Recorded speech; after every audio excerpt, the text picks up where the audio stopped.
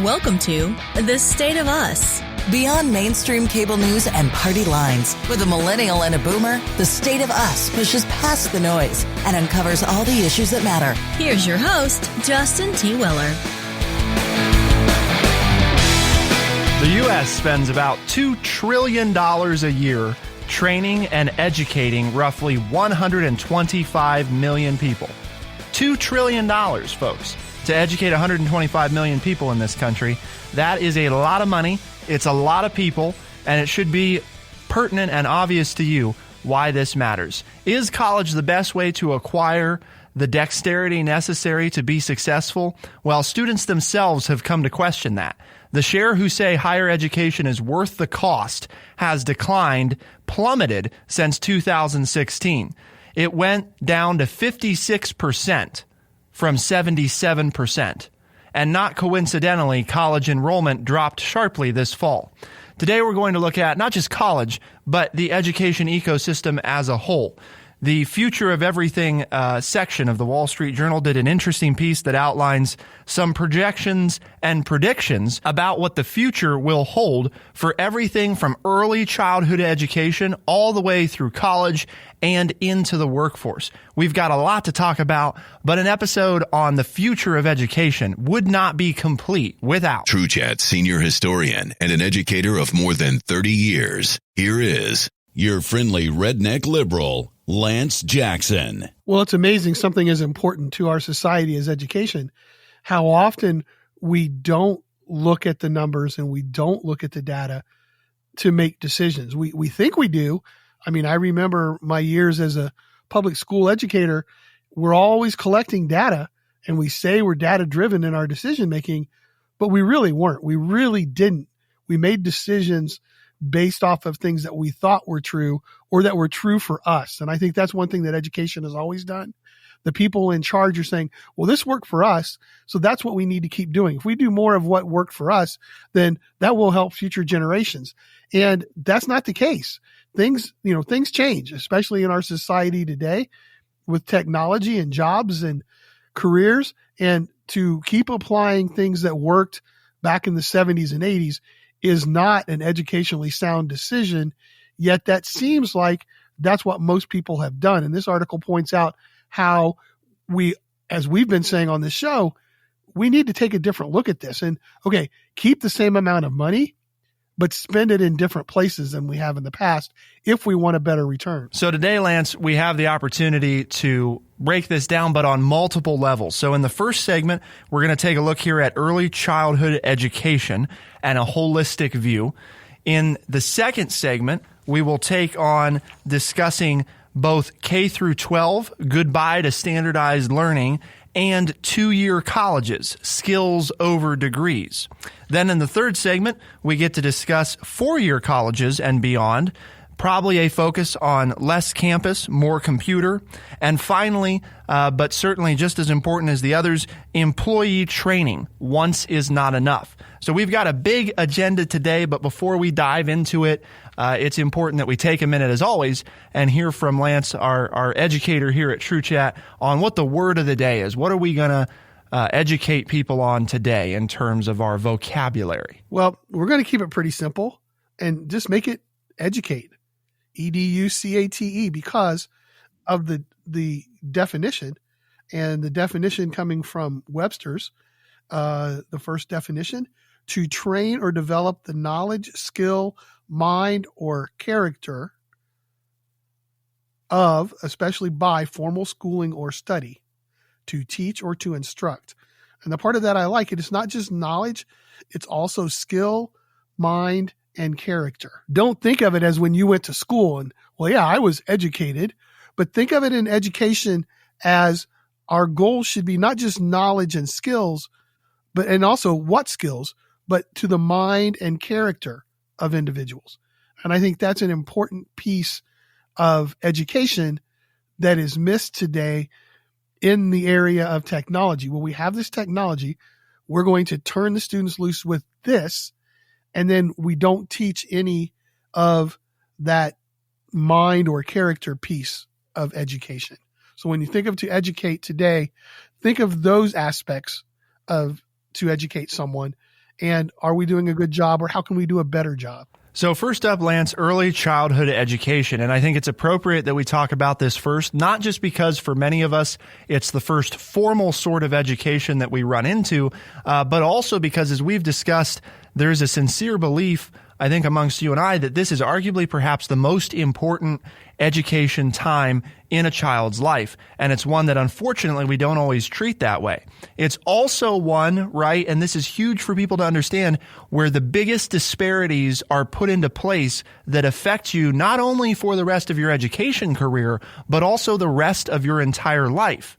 And that's where this article, by the way, folks, at thestateofus.org, thestateofus.org, go there and check it out, because it's from the Wall Street Journal.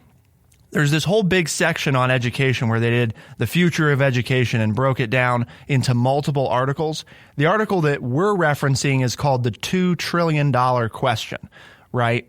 And so from the article here on early childhood education, they say the following: in the next decade, preschool educators will likely work more closely with pediatricians to improve nutrition, build resilience, and reduce sources of toxic stress, such as chronic neglect among toddlers.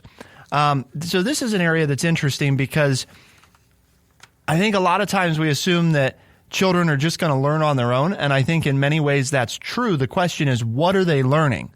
And is it what we want them to be learning, right? Because depending on the situation that we put them into has a lot to do with how their entire skill set and outlook on life is going to develop. And I think, Lance, right, that's why we feel so strongly that this is the time right here where you have the opportunity to either set them on the course for success or not. Well, I think this is the whole kit and caboodle. If we're going to revamp the way we spend money on education, this has to be it. And a little quick history piece here.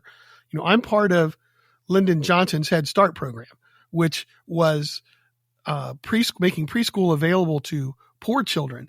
And I was a part of that. I got to go to preschool because my family's income was so low, and I could go to preschool for free in the public education system. And that gave me, as the title, a head start on my education. Before I went to school, I knew my colors. I knew the alphabet. I knew how to read. I could do all of those things so that when I hit school, I'm off and running. I'm having success. And we know that, you know, there's that old saying that success breeds success. And if you go in and start in kindergarten, first grade, and you have the skills that are necessary to learn the material that's being given you, then you feel really good about being in school, and you feel good about education. And so you carry that on with you, and you carry that on not only in school, but throughout your lifetime, because it's like, yeah, I'm good at this. And so because I'm good at it, I like it, and I'm interested in getting better at it. Now, reverse those trends. Not that there's anything wrong with it, but if you are a child who doesn't have that opportunity, and because you come from a single parent home, or both of your parents need to work and they're working 12-hour shifts to pay the bills, which great for those parents, because they are putting a roof over their children's head and they're clothing them and feeding them. And that's a wonderful thing, and they should be applauded for that. But if they're not being read to at night, and they're not being given, you know, that conversation that is needed to grow, and so they walk into a kindergarten classroom and they don't know those basic skills. Now, what do you do as the teacher in that environment? You have somebody who's reading, ready to go, trying to want to learn addition, and you have somebody else who doesn't know the days of the week, who can't count to 10, who doesn't know the alphabet. Now, it's through no fault of their own, because we say, well, that's the school's job. But what does it do to that 5 and 6 year old? And how does it make them feel about school? And how does it make them approach learning? And it's a negative way. So everything that I've ever learned about education is, any money, this is where we should be spending it. Because if we get everybody, as you stated, off to an equal start, and we get everybody ready to go, then the likelihood of them being successful in our economic strata increases greatly. We've got to get to the root of the issues. And I think this is very much it. And that's part of why we're starting with it, folks, is because it seems to be discounted frequently, the importance of early childhood education. And something that I think we glance over or maybe don't address as much as we should, right, is the important role of the physical and mental development during this time, which is greatly influenced by the environmental factors. Are these kids getting the right type of nutrition to develop properly? And are we even considering their mental health? Because you touched on it there, Lance, and I think this is so important that we get across to people. If a child feels embarrassed or uncomfortable, right, which are inner feelings that they may not even be able to tell you that that's what they're feeling directly, right? They may not be able to use the word, I'm feeling embarrassed. But if they are made to feel stupid or inadequate in front of their peers, which can often happen with that disparity in, like you said, when they're coming into, these kindergarten ages, that sets them on the wrong course for education, because they might be plenty capable, but now they don't feel like education is something that they want, right? School is now a bad place where they are, where they don't feel good. That's what they know, is they come away from it with, I did not have fun today. I hated today because I felt bad because I didn't know how to do things, and everybody else, thought that I was weird for not knowing how to do stuff. And again, no fault of the child's, right? But that's why it's important. And that's where I think we have to really get serious about overhauling our early childhood education years. Just a quick anecdotal piece. When I was in first grade, I moved to a new state, and I lost my best friend. I came back 2 years later to the same town. So from first grade to fourth grade, I was gone during second and third grade. I met my best friend. We were out riding bikes, and he goes, hey, and we reintroduced ourselves. And one of the first things he said to me, he said, are you still smart? I'm still dumb. We were going into fourth grade, but we were best friends in kindergarten and first grade. And when I saw him after being gone for 2 years in second and third grade, he still, as a 9-year-old, looked at me and said, well, are you still smart? I'm still dumb. Meaning there at 9, he had in his first 3 to 4 years of school, he'd already gotten it in his head psychologically that he wasn't going to be successful. And that wasn't the case. He was a bright young man, but he didn't have the same opportunities that I did, didn't have the same early successes, and then went on and struggled most of his educational career and early life, until I've lost touch with him. But there you go. That's to the point just of yours that, you don't even maybe realize what you're doing psychologically, because I don't know any kindergarten teacher who wants to hurt any of their children, but they just do it because, well, yeah, you don't know how to do this. And, reading groups, you're in everybody knows, the kids know, they call them bluebirds or cardinals or whatever, but the kids know, they know who the good readers are and who aren't. They know who the good math students are and who aren't. And that's not conducive to making people like education. Next up, we're going to look at K through 12. Goodbye to standardized learning. Boy, if that's true, that would be exciting and interesting. There's a lot to break down there. Keep it here on The State of Us, and we'll be right back.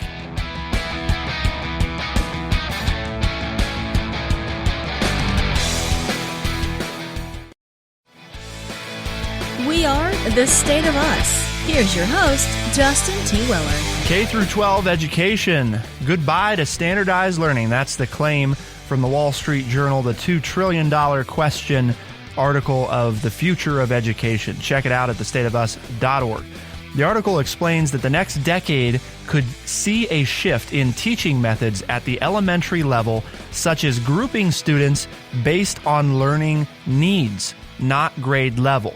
Middle schools may be shaken up too, as the curriculum stretches beyond the classroom walls to museums, libraries, and local communities, not as a peripheral part of the day, but as a means of acquiring knowledge in non-traditional ways. The coming years may also see more use of digital tutoring portals to assess which skills a student has mastered and which she is ready to take on, allowing educators to fine-tune learning. There were 3 big concepts here, Lance. They all tie back to this saying farewell to standardized learning, particularly from early elementary through middle school, and emphasis on let's group students based on their needs, right? The things they do well, and also the things that they need work on.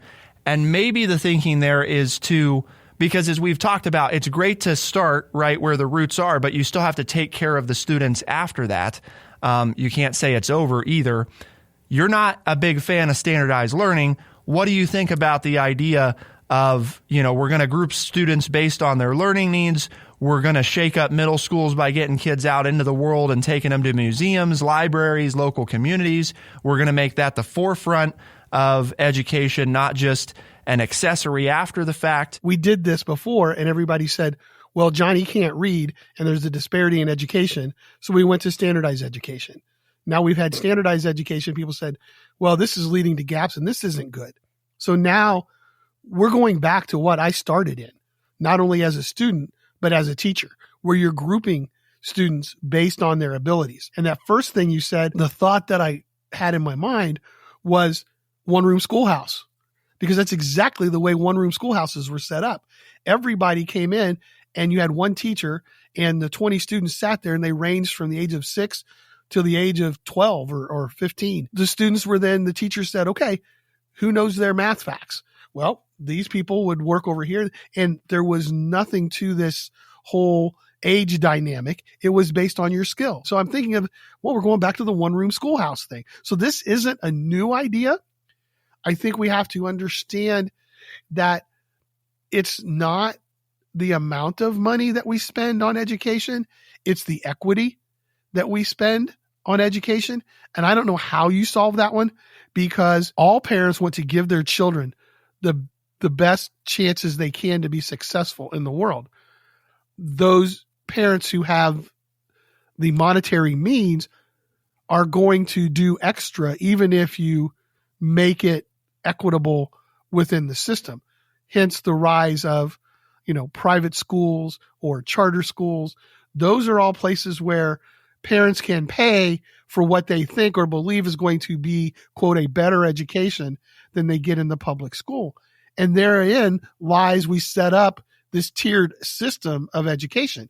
And I don't know how, the problem with this is, I don't know how that addresses that. I agree with it as a holistic approach to education, but I don't know how we're going to change that unless we do something about the equity issue within the education system as it's set up. Having been in both systems, though, right, just to be clear with listeners, generally speaking, the more customized approach to education is the one you tend to favor over the standardized system. And Bradley, you and I were both, Bradley's our producer, folks.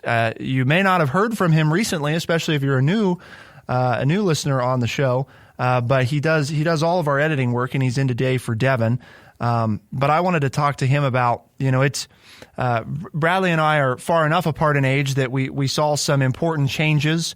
I think the standardized practices for Ohio have changed, I think, 2 or 3 times, Lance, since I was out of high school. So, they've adjusted course a few times, and I would argue they continue to move, or it feels like, closer to standardized learning, at least that they were, pushing further and further that direction. And I was curious how you experienced this and what you think about not having ever had the opportunity to go this route. Would you have been a more successful, less successful, or equally successful student based on what you're hearing about this? I mean, what's your feeling? And now you're in college and you're moving on and you're in higher education, which is, I'm sure, a different feel. What are your thoughts about these two approaches? I want to start first with the idea of middle school students interacting with public libraries and museums. I personally think that's a great idea. As someone who's been able to work closely with my public library this past month, I've realized that they offer a lot of opportunities that I had no idea existed when I was in high school. I've been able to be an online tutor as well this past month. So I think the library and the things that the community can offer are great. And I think middle schoolers should take greater advantage of those things. As far as pairing students by skill level as opposed to age, this is where I think I can't agree, because a big part of education in school is the social dynamics. And I believe that developmentally, it's important to be surrounded by peers that are similar in age to you, just because developmentally, they have a similar mindset, they're experiencing similar things. And I can just picture, an older student who's going to be surrounded by younger students his whole educational career. And I think that might have some adverse effects. Well, I think that speaks to this concept of the all or nothing stuff that we try to do so often, and the one that it feels like almost every episode, Lance, the past month or so feels like constantly preaching against as a societal thing. There's an opportunity here to do both, right? The idea of, well, we're only going to group students based on skill, and that's who they're only going to spend time with. Well, that's not great, because the reality is out in the real world, right? You're going to have to interact with people with different skill sets. I mean, that's just how the world works. You're going to encounter people that are smarter than you, that are not as capable as you, and that lie somewhere in between that scale. Well, you're also going to have to interact with people who are a different age than you. Exactly. That's where it has to be blended, right? Because there is merit to, from an educational standpoint, it's obviously easier if you're working with kids of a similar skill set. You're not asking as much of the teacher to try to have to balance this. Well, I got these kids over here that, in the same classroom, right, during the same set amount of time, because it's different if it's a different class. But, I've got these kids over here that can read at the 12th grade level, and then I got these kids over here reading at the 6th grade level. I am incapable then of providing either group as much as I could provide if I was only working with one of them. At the same time, to Bradley's point, I think the social dynamics component of you can't completely remove people from their own peers either. And in part because what you talked about, Lance, that experience of kids pick up on what's happening. And if they identify, well, you're with the stupid group, and that's the only people that you spend time with, which again, that's not how we would refer to it probably as adults, right? Or in Lance's case as an educator, but that's the reality. Kids are not as dense sometimes as I think we make them out to be, and they pick up on those things. And you don't want to remove the benefits of what you're doing by doing it that way. The part that I liked was similar to the one that Bradley picked out. I think the idea of connecting kids, not just with museums and libraries, but community resources is something that we miss an opportunity with, that I think we've got to start capitalizing on, because the reality is you don't want them to get out into life and, to Bradley's point, realizing, oh my gosh, a library is not just a place where there's books, right? We used to do that. We called them field trips, and we took students to places like that. Can't tell you the number of times I've gone into businesses with a group of students, and they were led around and shown the different machines and the different parts of the business and different jobs that were available within a said business. We did that all the time. And then all of a sudden it said, yeah, well, that stuff's not important. We got to teach them to read and do math and do algebra and have biology. And we went to standardized learning. So this is not a new concept. We did it. And we said, well, we don't like it. And we went away from it. And we said, we're going to graduate everybody with the same set of skills so they have the same opportunity to be successful. So this isn't a new idea. Totally agree with you guys. But we did it because, well, it costs too much money. It's if you're going to get a bus and take students and you're oh my God, you're taking them out of the classroom.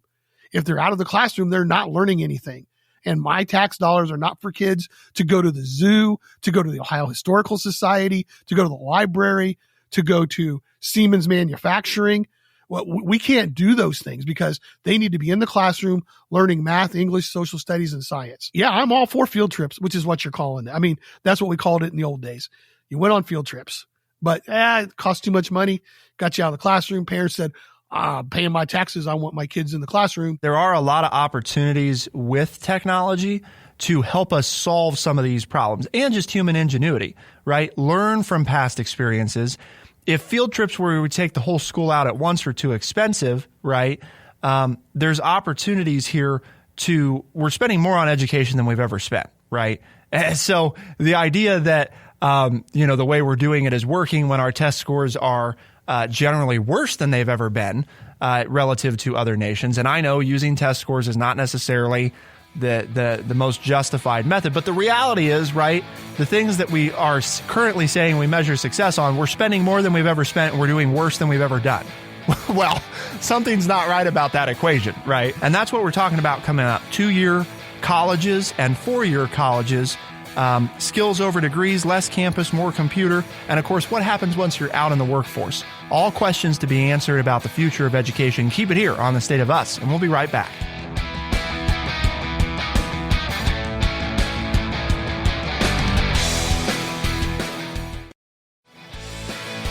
We are The State of Us. Here's your host, Justin T. Weller. 2-year colleges, skills over degrees.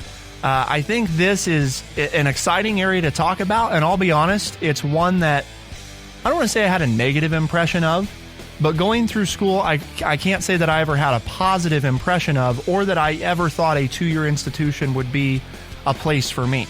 Having been to a 4-year college and having only spent 2 years there, and being married to somebody who has both a 4-year degree and a number of 2-year degrees and is working on another 2-year degree, I think I've got a unique perspective now on the benefit of these 2-year institutions. What are the people using the institutions? What do they make of it?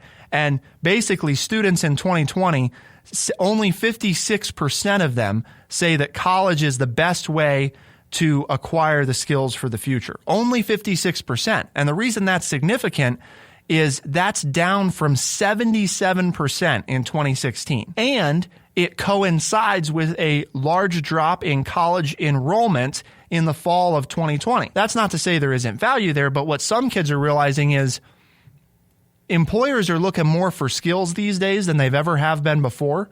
And they're emphasizing less the institution that you got your skills from and more whether or not you have them in the first place. And so for a lot of people, depending on what you're trying to do, a 2-year option is a great way to get the skills that you need that the job is looking for. It depends on what you want to do as to what degree you want. 4-year colleges still pay more if you get the degrees that lead to the jobs that pay those salaries.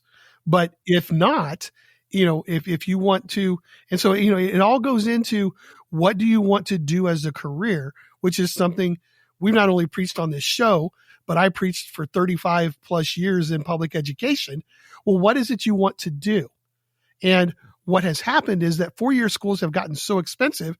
We used to send kids to a 4-year school saying, well, experiment, see what you want to do. We know that most college freshmen, the studies show, change majors at least 4 times while they're in college. But how that has, since colleges are so expensive now, and we're seeing all of these articles and reports on student debt, there's a very strong push to, well, if you're going to go to college, you better know what you need to do because you need to get out in 3 years or 4 years and limit your cost so that you can start getting a return for your money. And unfortunately, students aren't ready for that yet. So 4-year schools still earn more money if you go into the jobs, if you do the studies for what you want. I think the interesting part of the article I found was that in 2018, a Manhattan Institute study said that the lowest paid 25% of college grads. So take the whole category of people who graduated from a 4-year school. Take the bottom 25%, because no matter what group you have, right, you have a top 25 and a bottom 25. You take the bottom 25 percentile, now earns less than the highest paid 25% of high school grads. So it has to do with, as you said, not the degree, not just getting a degree, but what field are you going into? And that in and of itself is what people have to decide. And the problem is most 18-year-olds don't know what they want to do. And I love that you just said that, because that's exactly what I wrote down while you were talking, is we have to teach return on investment thinking. It's not wrong to not know what you want to do. it is wrong to plow money into trying to do something that you're unsure that you want to do, right? And that's part of, I think, this is where we've missold people. Not that a 4-year degree is invaluable, that it's not valuable for you to start in on a 4-year degree if you're really not sure at all what you want to do. If you're at least a little sure, now there's maybe merit to it. But being able to calculate your return on investment, I was really fortunate, Lance, that the last almost 8 months that I was in school at Xavier, I was part of the weekend degree program. I would say that about 80% of students in the weekend degree program were ages 30 and older. Okay. Now, these are the same degrees, right, that you can get as a regular undergrad full-time 20-year-old student. However, these people were all older. They had all been working, and they were here now for something very specific, right? They've worked in these different jobs. They say, I know that I want to do this, and I need this degree to get it done, right? And that's why they're here. And one of the things that we did in almost every class is we would start right out with introducing ourselves. What do we do for a living? And why are we here? And the answers to those questions were so different. One, you don't ask undergrads, what do you do for a living? Because most of them are unemployed or are not working full time. What they do for a living is they come here to school and they learn, right? And that's not to say there's anything wrong with that for the people like I think the Bradleys of the world that are pretty certain of what they want to do. But when you don't know, investing in a 2-year college where you're going to get marketable skills is probably part of what the article is highlighting makes more sense, aside from it's way cheaper. Well, I was a non-traditional student as well. I went to college because I didn't know what else to do. And after 2 years, I dropped out, really bad grades, very frustrated, joined the workforce for 2 years, got married, and decided, you know what? I don't want to work here in this job for the rest of my life. It pays the bills, but that's not what I want. And I knew what I wanted, and I went back to school. And while I worked full time and became a teacher. And I know we're almost out of time, but I'd love to ask Bradley real quickly. One of my big pushes is a mandatory 2-year service to the country before you decide whether you're going to go into the workforce or start school. And I'm not talking about military service. I'm just talking about like a Peace Corps type deal in the United States for all high school graduates. But that's one thing that I've always been a proponent of, to take that issue out of educational development. And you can pick from a whole category of things to do. And then by doing those things, you might find out what you really want to do in life. And so then you can go to school and pay for what you need to pay for to end in the career you want. I've always been told, if you don't know what you want to do in life, go help somebody else and you'll figure it out. But as far as making it mandatory, that's where I just don't agree with you. Making things mandatory eliminates choice, and ultimately I like to err on the side of choice. But making it an option is definitely a great idea. Well, we make you go to school for 13 years. Should public education be mandatory? Well, and some would say that it's not, because, you can choose homeschooling or you can choose private school, but you have to be schooled. Society says you must be in some form of school and education. It's all a matter of perception, right? Right. We make it mandatory because the courts will mandate it. If you're not, the courts will mandate, or they'll put you in juvenile jail where they will educate you. Lance is talking about, well, why don't we do this and why don't we make this an opportunity? And I know that Lance knows this, so part of it's the facetiousness. But if you're wondering about why we don't have this, we do have this. It's just not mandatory. You go right now to nationalservice.gov. Nationalservice.gov. It's called AmeriCorps. And the description from their website, AmeriCorps is your moment to take the path less traveled, to break the status quo, to stop talking about the problem and be the solution. Join AmeriCorps and you can mentor and tutor kids, rebuild a community after a disaster, help veterans, and work with local communities to alleviate poverty. There are thousands of opportunities to choose from. And it's basically exactly what we've talked about. It's nationalservice.gov. It's just not a mandatory program. But generally speaking, most people right out of high school can choose this path. And for many, I actually met one the other day, Lance, that is helping us on the Youth Center project here in Urbana. They're in it. They love it. And it's led them to what they look at as their long-term job, where they didn't end up going to college or a 2-year institution. They got hired right into the institution because they worked alongside of them as part of AmeriCorps. And the institution said, hey, we're going to invest in you and getting you to where we need you to be because we know who you are. And that leads us right into that last item, which is employee training. Once is not enough. And this is part of the challenge that 4-year institutions are going to face with specialized programs, especially your MBA type programs, business school, that sort of thing. We've seen employers take an increased interest in in-house programs. There's good and bad to that. Good because it probably costs you less. Bad because it may not be as transferable, right? So it gives you, it's good for the companies because they can teach you exactly what they need. But now the question is, does it travel with you? And I know that we're basically out of time, but I thought I'd share that because I think some questions that we want to leave our listeners with is thinking about, we require K through 12 education of people right now. Is it unreasonable then to require 2 years of service? You get a choice in the service that you do, but you don't have a choice in having to do the service. Just like you don't have a choice in public education, you don't have a choice in K through 12 education. You do have a choice in how you get said education. The other option would be to turn the thing on its head, right? Why don't we take the last 2 years of high school and throw those out as traditional learning, and you have a choice. You could proceed in high school. You could go a different route. Some states already do this. The point is the opportunities are out there. We just have to ask the questions and explore the solutions. Once more, for people listening, I just think it's so important. Nationalservice.gov. Take time to at least read about it because honestly, it's not something that I was familiar with that I wish I had been familiar with when I left high school. It's a very important part of the discussion when we look at revamping education, what we want to do. But, all of this is taking place because here at True Chat, we have a mission.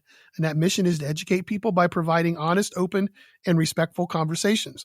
And that's what we've done today. We've taken education and we've had a thoughtful and respectful conversation. We don't necessarily agree on where we should go, but hopefully you've learned something. It's something that you can talk to your family and coworkers about. And if they say, well, where are you getting all this knowledge? Where are you learning all of this stuff? Tell them, well, it's The State of Us. And they say, well, how can I get that show? And tell them we're a podcast and we're on Spotify, Overcast, Stitcher, Apple Podcast, and everywhere podcasts are found. The State of Us is a syndicated radio program as well as a podcast. You can hear the podcast released Tuesdays and Thursdays by 4 a.m. in the Eastern time zone. Check your local talk radio station to see if they carry The State of Us. If they don't, call them up and tell them they should. I just wanted to mention, because I didn't want to mislead people, AmeriCorps is not just for people graduating high school. Per their website, it's for all ages and backgrounds. So don't think that it's not an option out there for you just because you're not a 20-year-old or a teenager. It is available to everybody. Nationalservice.gov. For The State of Us on True Chat in Urbana, Ohio, I'm Justin T. Weller. I'm Lance Jackson. Special thanks to our recording and editing producer for today, Bradley Butch. Thank you all for tuning in. We'll see you next time. Be the change.